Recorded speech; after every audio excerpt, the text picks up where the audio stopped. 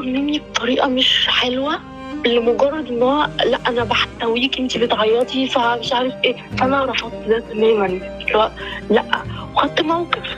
تمام. انت، انا وثقت فيك، انت ما ينفعش تحاول لمجرد ان انت تفكر تعمل حاجه زي دي ايا كان.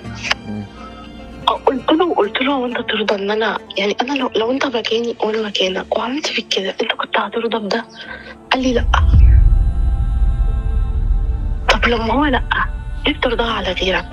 انا مش، يعني انا عايزه اعرف، انت مش راضي ده على نفسك ومش هتقبل ان حد يجي يجرحك في مشاعرك ويعمل فيك كده؟ ليه رضيتها عليا؟ ليه بترضاها على غيرك؟ ليه؟